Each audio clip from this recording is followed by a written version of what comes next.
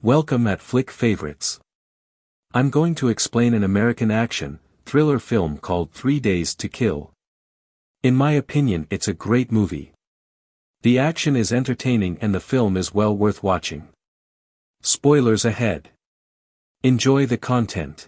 The movie begins at the hotel where Yasmin, a CIA agent, is in housekeeping disguise.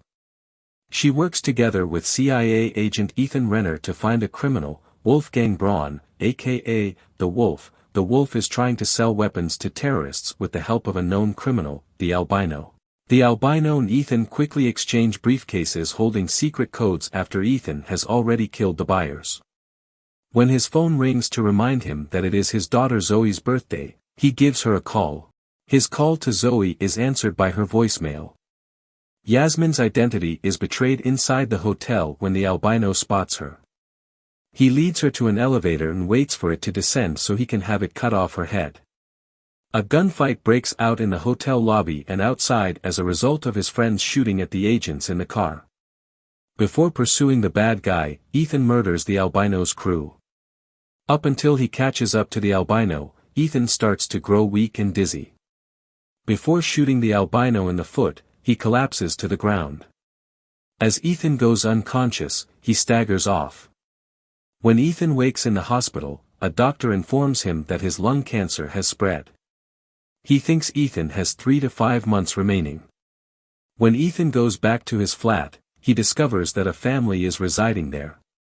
Jules, the patriarch, enthusiastically welcomes Ethan back and explains that they are refugees looking for a new home. Ethan pulls a gun in Jules's face, but he quickly backs down and offers to stay until his oldest daughter gives birth. Tina receives a call from Ethan while she meets up with friends. Until he asks that they meet right away, she is afraid to do so.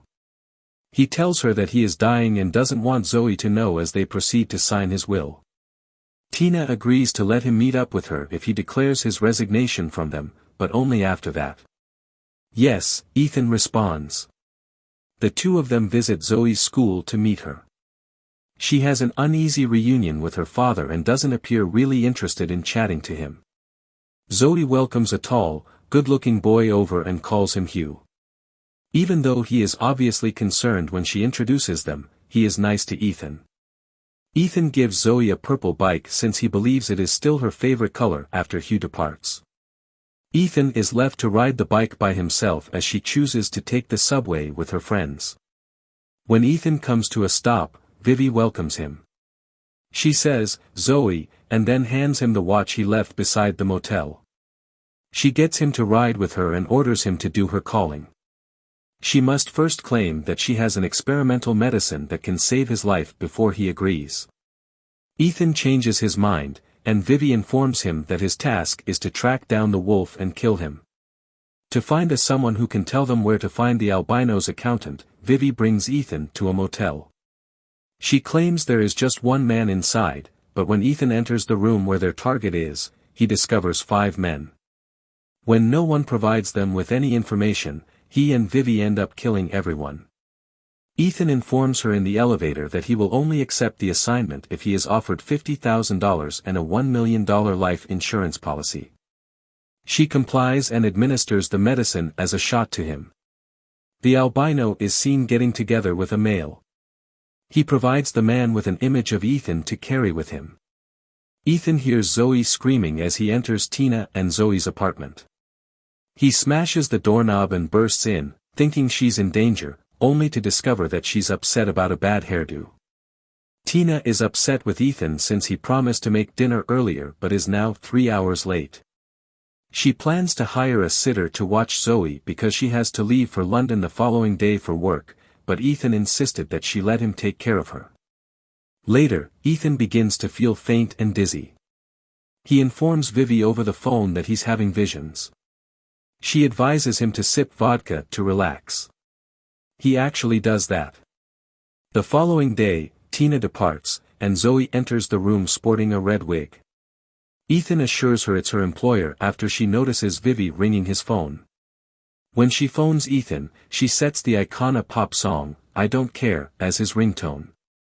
Ethan tries to get Zoe to ride the bike to school once more, but she chooses to walk and drop the wig. Vivi and Ethan have another meeting. She hands him the check she had promised him while advising him to maintain a modest heart rate. She instructs Ethan to look for Maitat Yilmaz, a vehicle salesperson. Ethan visits the dealership, belittles Maitat's staff members, and knocks them unconscious before waiting for Maitat to return in his office. Until he receives a call from Zoe's school asking him to speak with the principal, Ethan threatens Maitat's family and takes him back to the apartment. The principal meets with Ethan and Zoe. He finds out that Zoe assaulted another student. As they depart, Zoe explains to Ethan why she attacked the girl. She was making fun of a Pakistani girl. Ethan assures her it's a good approach to get rid of a bully and that he isn't angry. Ethan is compelled to go punch Maitat and order him to stop complaining when he starts making a scene in the trunk. Zoe departs him because of his actions and his persistent coughing. She later apologizes and calls him back, asking him to meet her at her favorite location, a tiny theme park where she loves to ride the flying chairs. Ethan initially exits to continue looking for the accountant, but changes his mind to meet with Zoe. After the ride, they enjoy hot chocolate. He is informed that she must leave to study with her lab colleague. When Ethan enters a store, a man brandishing a shotgun attacks him. Ethan is shot by him, but he gets up unharmed since, more than likely, he was wearing a vest. They then engage in combat. By stabbing Ethan in the neck, the man comes dangerously close to killing him, but he is shot and dies. Then, Ethan observes that the man was holding a picture of himself. When Ethan gets home, he finds a message from a friend telling her she'll meet her at the tattoo gallery on Zoe's computer. Ethan rushes to this location out of concern and discovers a car with Zoe's bag in it. He enters it by force and discovers a flyer for Spider. He visits Maitat's home and asks questions about Spider from the twin daughters of the guy. They tell him it's a nice club. When Ethan visits the nightclub Spider, he sees Zoe enjoying a drink with some friends. He takes a sip of vodka as he starts to feel lightheaded once more. When he follows Zoe to the restroom, he sees three men violating her privacy. Ethan is restrained by one of the lad's friends, but he transforms into a wolf and kicks everyone in the behind before rescuing Zoe. The following morning, Zoe awakens with no recollection of the previous evening. Ethan tells her not to go to school in such manner as she is still wearing her outfit. She furiously tells him that he never taught her how to ride a bike as she refuses to ride the bike to school. Later, Zoe cries as she inquires about his long absence. He assures her that is not the case. She believes he has a second family and another daughter. As their conversation continues, Zoe acknowledges that she struck the student at school because she was making advances toward Hugh. Hugh eventually runs into them while he is driving Zoe to school. Ethan tracks down Guido, the accountant, as he is escorted through the streets. Before blowing up the van, Ethan fires a tear gas grenade at the automobile and captures Guido. He brings Guido to his flat where he exchanges the bag containing the codes for the explosives that the wolf and the albino are in possession of, for the codes he had previously. To let Ethan know that she will be preparing a vegetarian meal for Hugh's dinner, Zoe gives him a call. When Ethan gets home that evening, he discovers that Jules's daughter is giving birth. She has a healthy baby girl and names her Ethan in honor of the fact that he allowed them to stay in his home. When Ethan visits Zoe again, he finds out that Hugh had asked her to the prom, but she refused since she couldn't dance. Just as Tina gets home, Ethan makes the decision to assist her. She is moved to tears as she watches them dance. After eating supper together as a family, Tina advises Ethan that he should eventually tell Zoe about his condition. They end up sharing a bed. The albino is staying at the Grand Hotel. Vivi informs Ethan the following morning. When Ethan arrives there, he sees the wolf. The bad guys board a vehicle Maitat is driving. Ethan pursues them and crashes into the car several times before finally pushing them all over a footbridge. In order to allow Maitat to go back to his family, Ethan spares the wolf and the albino as they depart. Ethan chases the bad guys into the underground, where he starts to feel lightheaded and his nose starts to bleed.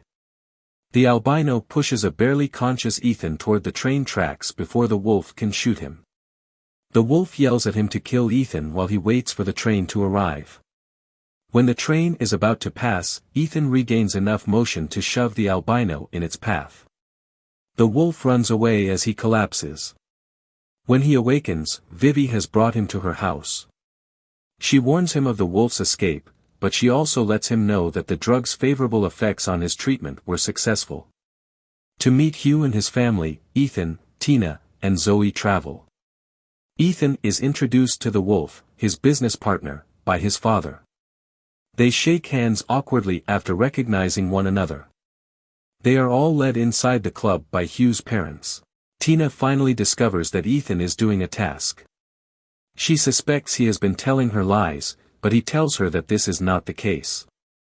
Ethan chases after the warriors of the wolf as they fire at him. Before trapping the wolf in an elevator, he kills the goons. He fires at the elevator's wiring, causing it to tumble to the ground. Hugh and Zoe, meantime, locate a quiet space where they can dance and have their first kiss. Ethan discovers the wolf as he crawls out of the elevator. He loses strength once more and is unable to shoot him. The wolf reaches for the rifle after he drops it, but Vivi enters and pushes it to Ethan so he may finish the job.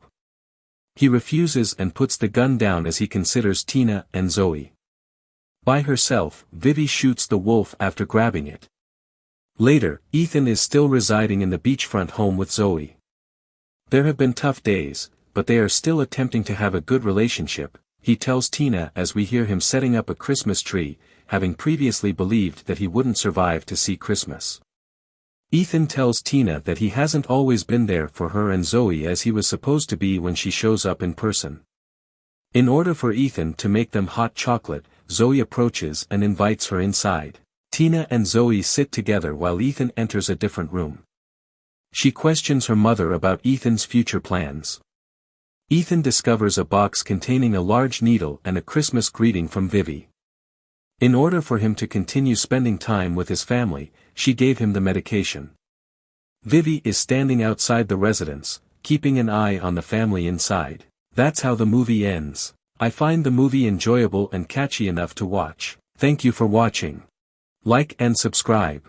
Your support would be appreciated. I hope to see you again soon.